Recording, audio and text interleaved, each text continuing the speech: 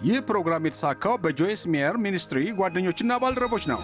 ባላችሁ ሕይወት ውስጥ ኢየሱስን እንደ ተጨማሪ ነገር አትውሰዱት። እርሱ ግን የሕይወታችሁ ማዕከል አድርጉት እና የምታደርጉትን ሁሉ ከእርሱና ለእርሱ አድርጉ።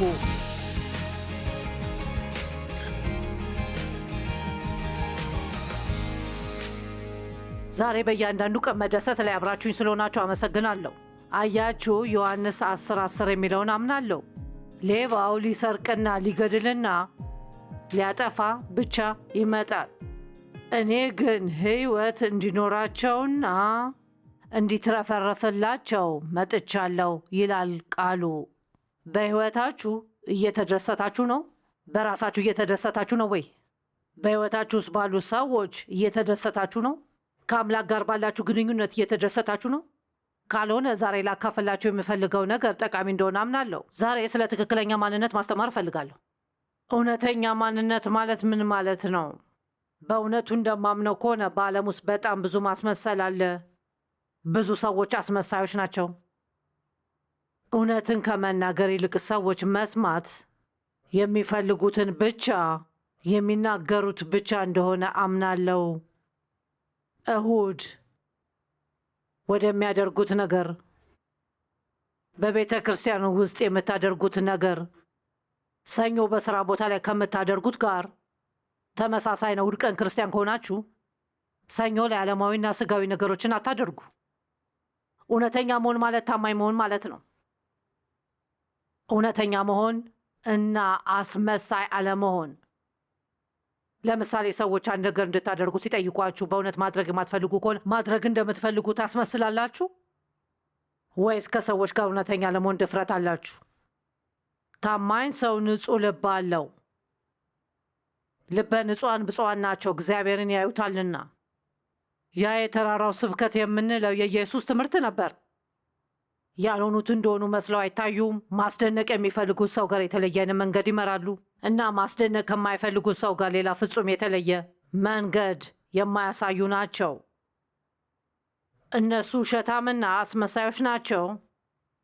በእግዚአብሔር ዘንድ ካላቸው ስም ይልቅ በሰዎች ዘንድ የሚጨነቁ አስመሳዮች ናቸው። ግን ያ እኔ እንዳልሆንኩ ማረጋገጥ እፈልጋለሁ እና ያ እናንተ እንዳልሆናችሁ እርግጠኛ መሆን እንደምትፈልጉ ተስፋ አደርጋለሁ። ለመናገር የምፈልገው የመጀመሪያው ነገር አንድ ነገር የሐሰት አምልኮ ብለን በመጽሐፍ ቅዱስ የምንጠራውን ነገር ነው። ኢሳይያስ 29:13 እግዚአብሔር እንዲህ ይላል፣ ይህ ሕዝብ በአፉ ወደ እኔ ይቀርባል፣ በከንፈሩም ያከብረኛል፣ ልቡ ግን ከእኔ የራቀ ነው። የሚያመልከኝም ሰው ባስተማረው ሰው ሰራሽ ስርዓት ብቻ ነው።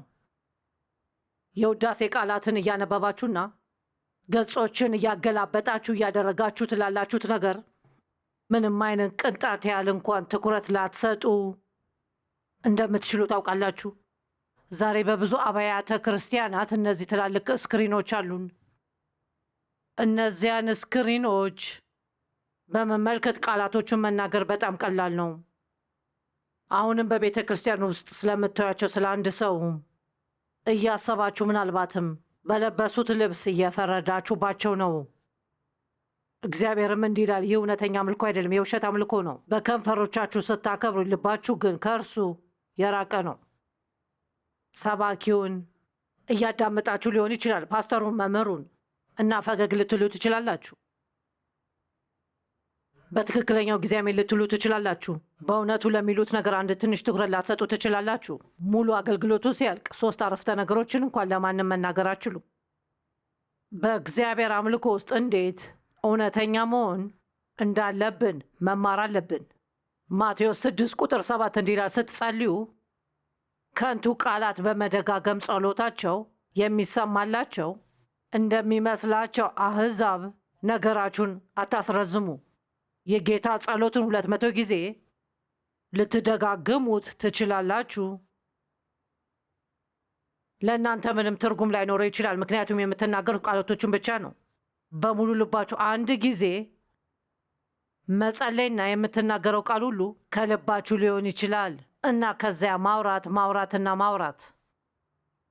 ማውራት ይህ ለእግዚአብሔር የበለጠ ዋጋ ያለው ይሆናል። ስታደርጉ አስተውላችሁ ይሆናል። እኔ እንዳደረግኩ አውቃለሁ። በሰዎች ፊት እንድትጸልዩ ስትጠየቁ ከአምላክ ጋር በትክክል ከመናገር ይልቅ ለማስደመም ብላችሁ ጸለያችሁ ታውቃላችሁ? ሰዎች አሪፍ እንደሆንን ሊያስቡ ይችላሉ። ልባችን ግን ከእግዚአብሔር የራቀ ከሆነ ከዚያ እሱን አያስደስተውም። የዮሐንስ 4:23 እና 24 እንዲህ ይላል፣ በእውነት የሚሰግዱ ለአብ በመንፈስና በእውነት የሚሰግዱበት ጊዜ ይመጣል። አሁንም መጥቷል። አብም እንደዚህ በእውነት የሚሰግዱለትን ይፈልጋል። እሱን ማምለክ ያለብን በመንፈስና በእውነት መሆን አለበት። እውነተኛ አምላኪዎች በእሁድ ወደ ቤተ ክርስቲያን ብቻ የሚሄዱና መዝሙሮችን የሚዘምሩ አይደሉም። እውነተኛ አምላኪዎች ግን የዕለት ተዕለት ሕይወታቸውን እግዚአብሔርን በሚያከብሩበት መንገድ፣ እግዚአብሔርን በሚያስደስትበት መንገድ የሚመሩ ሰዎች ናቸው። ቤተ ክርስቲያን ሄጃለሁ ብሎ መንፈሳዊ ካሌንደሩን ለመሙላት ብቻ በየሳምንቱ ወደ ቤተ ክርስቲያን የሚሄድ ሰው አትሁኑ። ነገር ግን ለእግዚአብሔር የምትኖሩ ሰዎች ሁኑ። የተናገርኩት ይመስለኛል።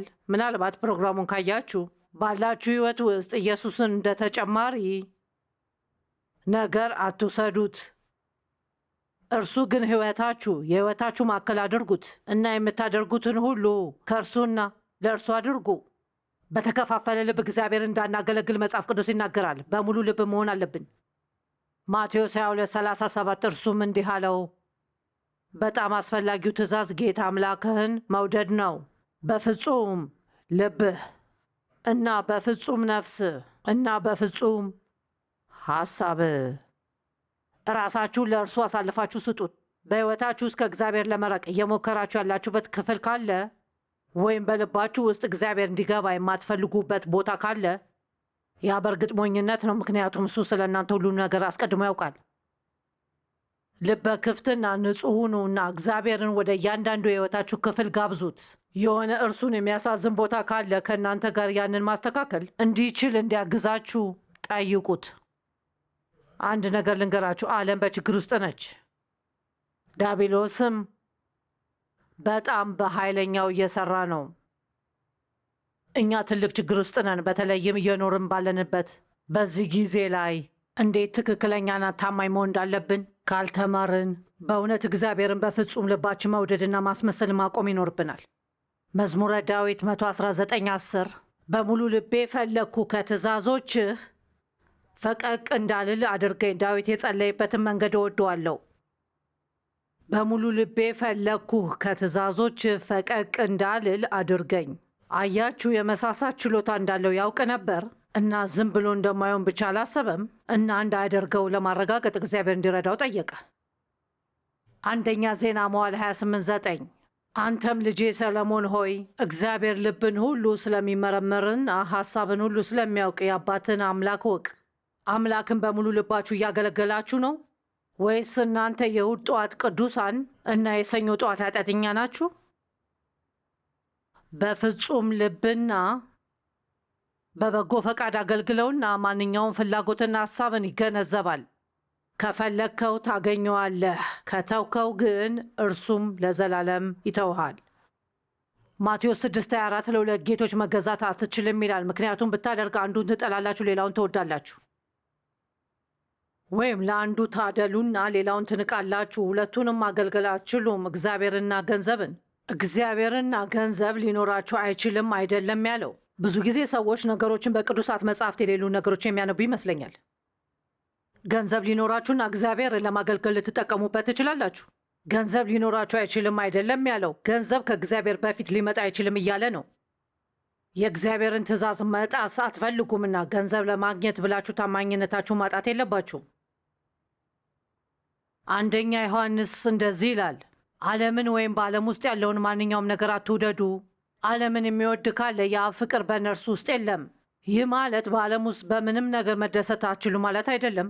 እኛ በእርግጥ በኃጢአተኛ ነገሮች መደሰት የለብንም፣ ግን እግዚአብሔር መጀመሪያ መሆን አለበት ማለት ነው። ከሁሉ አስቀድማችሁ ግን የእግዚአብሔርን መንግሥትና ጽድቁን እሹ፣ እነዚህ ሁሉ ይጨመርላችኋል። ነገሮችን ራሳችሁን ለማግኘት በመሞከር ከመጠመድና በሕይወታችሁ ለእግዚአብሔር ጊዜ ከማጣት ይልቅ እግዚአብሔር እንዲኖራችሁ የሚፈልገውን ነገሮችን እንዲጨምር መፍቀድ አይሻልም?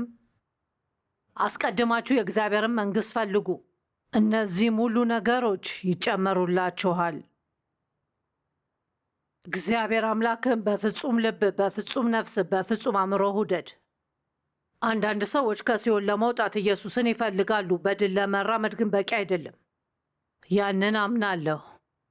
የኢንሹራንስ ፖሊሲ እንደ መግዛት ነው። ወደ ቤተ ክርስቲያን እሄዳለሁ፣ የመጨረሻው ዘመን ሲመጣ በእግዚአብሔር ዘንድ እንደ መጥፎ እንድታይ አልፈልግም። አይ፣ በሕይወታችሁ ውስጥ እሱ ማስቀደም አለባችሁ። ፍቅራችሁ ያለ ግብዝነት ይሁን። ሮሜ 12:9 ፍቅራችሁ ያለ ግብዝነት ይሁን። ክፉ የሆነውን ሁሉ ተጸየፉ፣ በጎ ከሆነው ነገር ጋር ተቆራኙ። እግዚአብሔር የሚጠላውን መጥላት አለብን እና የሚወደውን ውደዱ። እግዚአብሔር ሰዎችን ስትበድሉ ማየት ይጠላል። አስመሳይነት እና ውሸታሞችን ይጠላል። እግዚአብሔር ሰዎች ድሆችን ሲጨቁኑ ይጠላል።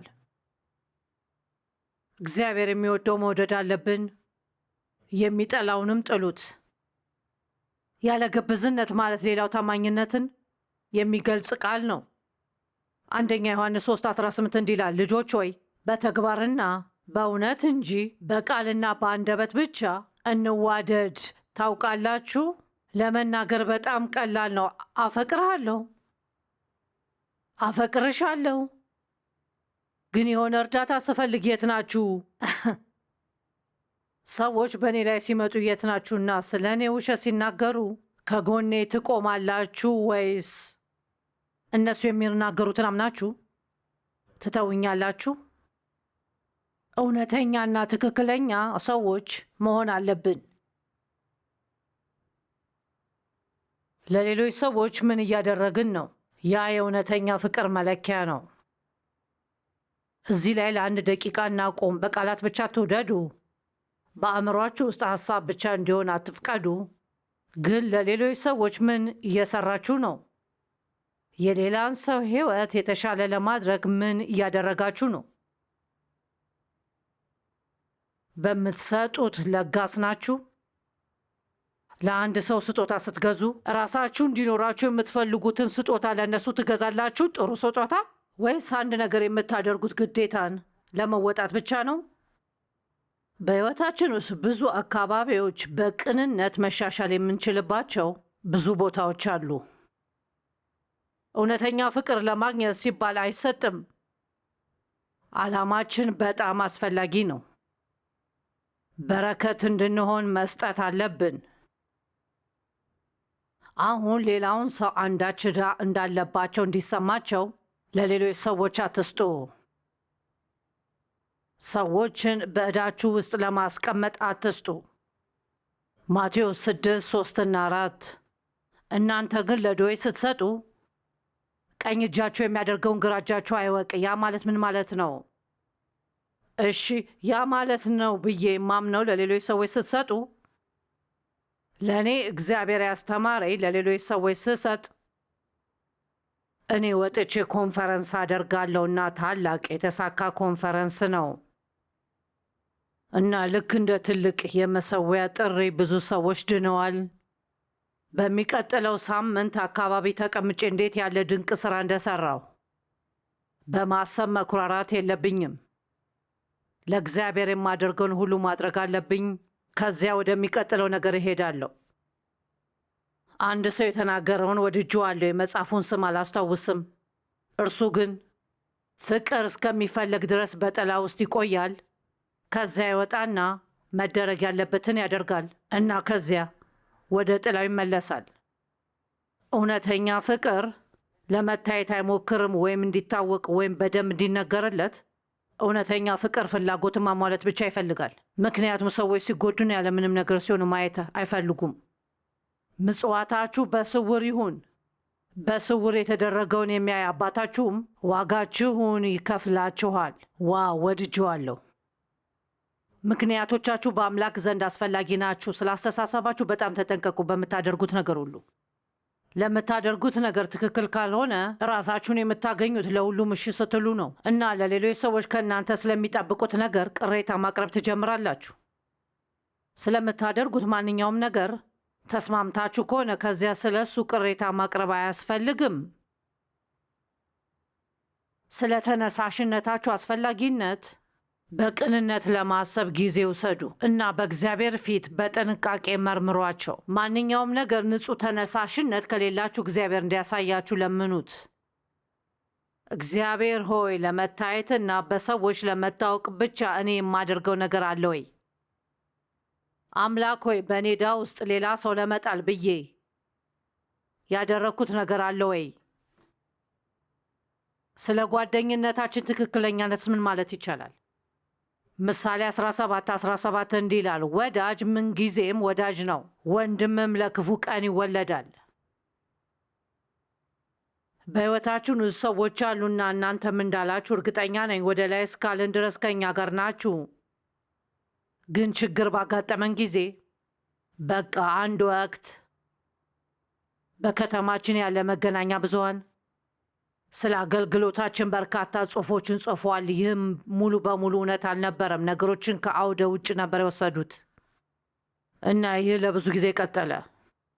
እነዚህ የተለያዩ ጽሑፎች በወረቀታቸው ውስጥ ነበሩ። ከእኛ ጋር ስራቸውን ያቆሙ ሰዎችም ነበሩን። እውነት ነው ለማለት እንኳን ደውለውልን አያውቁም ነበር።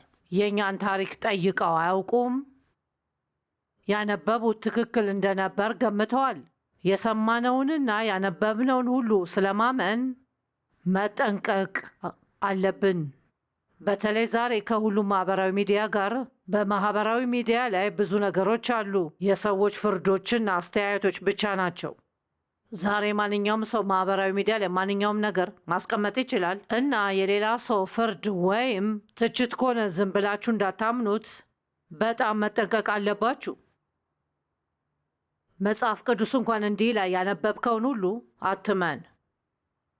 ሰዎችን የምትወድ ከሆነ ከዚያ ውደዳቸው እና በችግር ውስጥ ሲያልፉ ውደዳቸው፣ ሲነሱ ውደዳቸው እና ሲወርዱ ውደዷቸው። በኃጢአት ውስጥ ከሆኑና እነሱን መቃወም ካለባችሁ ከዚያ በእናንተና በእነሱ መካከል በግል ተነጋገሩ። ምክንያቱም ልነግራችሁ እችላለሁ፣ በኃጢአት ውስጥ መሆናቸውን ካወቅን እኛ ሰዎችን በእውነት አንወዳቸውም። ግን በግል መከናወን አለበት፣ በማህበራዊ ሚዲያ ላይ አይደለም። በዚያን ጊዜ ውስጥ እኛ በመገናኛ ብዙሃን እየተጠቃን ነበር። ሰዎች ጥለውናል፣ እግዚአብሔር ግን ፈጽሞ አልጣለንም ነበር። አገልግሎታችን በእውነት አደገ በዚያ ጊዜ ውስጥ። ዘዳግም 19:15 እንዲህ ይላል፣ በማንኛውም ወንጀል ወይም ሕግ በመተላለፍ ሰውን ጥፋተኛ ለማድረግ አንድ ምስክር አይበቃም። ጉዳዩ በ2 ወይም በ3 ሰዎች ምስክርነት መረጋገጥ አለበት። ምንጩን ተመልከቱ። አንድ ሰው ወሬ ሲያወራ ወይም በኦንላይን ትችት ሲዘነዝር ወይም በይፋ በሚዲያ ላይ ቢያስቀምጠው ወይም በይፋ ቢያስተዋውቀው የጻፈውን ሰው ምንጭ ተመልከቱ። ሁሉም ሰው የሚናገረውን ሁሉ አትመኑ። ጥሩ ጓደኛ ሁኑ። ጓደኛ የምትሆኑ ከሆኑ ጥሩ ጓደኛ ሁኑ። ሩት ለአማቷ ጥሩ ጓደኛ ነበረች። የአማቷ ባል ተገደለ። 2 ልጆቿ ተገድለዋል። የልጆቿ ሚስቶች ከእንግዲህ ባሎች አልነበራቸውም። እሷም ወደ አገራቸው እንዲመለሱ ነገረቻቸው። ሩት ግን አልተወሽም አለች። አምላክሽ አምላኬ ይሆናል፣ ሀገርሽ ሀገሬ ትሆናለች። አማቷም እንዲህ አለች፣ ማንም የለኝም፣ መብላት እንደምችል እንኳን አላውቅም፣ ምንም የለኝም፣ የት እንደምተኛ አላውቅም። ሩትም ስለዚያ ምንም ግድ አልነበራትም። በቃ አልተውሽም፣ ከአንቺ ጋር እቆያለሁ። እና ታውቃላችሁ፣ እግዚአብሔር ሰጣቸው፣ ሩትንም ሸለማት። የአገሩን ሀብታም ሰው አገባች እና በኢየሱስ ክርስቶስ ደም ተጠናቀቀ። እግዚአብሔር እንድናደርገው የሚፈልገውን የምናደርግ ከሆነ እሱ ሁልጊዜ ይንከባከባል እና እግዚአብሔር እንድንሰራው ከሚፈልጋቸው ነገሮች አንዱ ሌሎች ሰዎችን በትክክል መያዝ ነው። ሌሎችን ስለመተቸት በጣም መጠንቀቅ አለባችሁና በሌሎች ሰዎች ላይ ስለመፍረድ እና አስተያየታችሁን ስለመስጠት። ብዙ ጊዜ ሰዎች አስተያየት አላቸው፣ ግን ያልታወቀ አስተያየት አይደለም። ሰዎች ያለ እውነተኛ እውቀት ነገሮችን ይናገራሉ እና ወሬ አታሰራጩ። ወሬ አታሰራጩ። እግዚአብሔር እንድናደርገው የሚፈልገው ያንን አይደለም። በፍቅር ተራመዱ። ኃጢአትን የሚሸፍን ሰው ሁኑ። መጽሐፍ ቅዱስ ፍቅር ኃጢአትን ይሸፍናል ይላል። ያ ማለት ግን አትፈቱትም ማለት አይደለም። ስለ ሌሎች ሰዎች የምናውቃቸውን ነገሮች ማሰራጨት አያስፈልገንም ማለት ነው። ጥሩ ያልሆነ ሰው ስለማውቅ ብቻ ለ5 ሰዎች መሄድና መናገር አለብኝ ማለት አይደለም። ለእነሱ መጸለይና የሆነ ነገር ማድረግ ካስፈለጌ ማድረግ እችላለሁ፣ ግን ወሬ ማሰራጨት የለብኝም። ስለ ጳውሎስ በመጽሐፍ ቅዱስ ውስጥ አንድ አስደናቂ ታሪክ አለ። በጳውሎስ የመጀመሪያ ፍርድ ላይ ሁሉም እሱን እንደጣለው ይናገራል። እግዚአብሔር ግን ከእርሱ ጋር ቆመ። ዋው! ያንን ወድጄዋለሁ። ሁሉም ሰው ሊያጥላላችሁ ይችላል፣ እግዚአብሔር ግን ከእናንተ ጋር ይቆማል። እውነተኛ ትክክለኛ ሰው ከሆናችሁ፣ እናንተን በፍጹም ልባችሁ ከወደዳችሁት፣ ምሬትንና ቅሬታን ከልባችሁ ካራቃችሁ፣ መጽሐፍ ቅዱስ ጳውሎስ እግዚአብሔር በእሱ ላይ ቅር እንዳይሰኝ ጸለየ ይላል። ዋው! እኔ ትንሽ ልናደድ እንደምችል አስባለሁ። እነዚህን ሁሉ ዓመታት አገልግያቸዋለሁ እና ከእናንተ ጋር ተጉዣለሁ እና እናንተን ለመርዳት ስሞክር ነበርና አሁን እኔ የሚያስፈልገኝ ነገር አለ። እናንተ ግን ተዋችሁኝ። ለምንድን ነው የተውት? ምክንያቱም ከእርሱ ጋር ችግር ውስጥ መግባት አልፈለጉም ነበር። ሊፈረድበት ወይም እስር ቤት ሊገባ እንደሚችል አላወቁም ነበር። እናም መከራ እንዲደርስባቸው አልፈለጉም። እግዚአብሔር ግን ከእርሱ ጋር ቆመ እና የሆነ ነገር ውስጥ እያለፋችሁ ከሆነና አሁን አንድ ሰው እየከሰሳችሁ ከሆነ ወይም በምትፈልጉበት ጊዜ ከእናንተ ጋር ካልቆመ ዓይናችሁን በእግዚአብሔር ላይ ታደርጋላችሁ፣ ምክንያቱም እግዚአብሔር ከእናንተ ጋር ይቆማል። አይዋሻችሁም፣ አይጥላችሁም። ሕይወታችሁን በቅርበት ተመልከቱ። በእሱ ላይ ጽኑ፣ ምክንያቱም ካደረጋችሁ ራሳችሁንም ሆነ ሰሚዎቻችሁን ታገለግላላችሁ። እግዚአብሔር በእነርሱ ቅር እንዳይሰኝ ጸለየ። ኢየሱስ በመስቀል ላይ እግዚአብሔር ሆይ የሚያደርጉትን አያውቁምና ይቅር በላቸው አለ። እስጢፋኖስ በድንጋይ ሲወገር እግዚአብሔር ሆይ የሚያደርጉትን አያውቁምና ይቅር በላቸው ብሎ ጸለየ። ሰዎች ስለ እናንተ ውሸት ሲናገሩ፣ እነሱም በእናንተ ላይ ሲመጡ እና እነሱ በጣም ሲፈርዱባችሁ፣ አብዛኛውን ጊዜ ራሳቸውን ለጠላት እንዴት እንደሚከፍቱ በትክክል አይገነዘቡም። እነሱ እያደረጉብን ባለው ነገር ከመጨነቅ ይልቅ ምናልባት በራሳቸው ላይ ስለሚያደርጉት ነገር ብዙ መጨነቅ አለብን። በእኛ ላይ የሚመጡ ሰዎች ራሳቸውን ይጎዳሉ፣ ለጠላት በሩን ይከፍታሉ። እግዚአብሔር በእርሱ ላይ ቂም እንዳይዝበት ጸለያ። በጣም የሚያምር ይመስለኛል። ራሳቸውን እየጎዱ መሆናቸውን ተረዳ። ታውቃላችሁ፣ እግዚአብሔር ታማኝነትን ይክሳል፣ እግዚአብሔርም እውነተኛነትን ይክሳል። ኤልሳዕ ለኤልያስ እውነተኛ ወዳጅ ነበር፣ የመንፈሱንም ድርብ ክፍል አገኘ።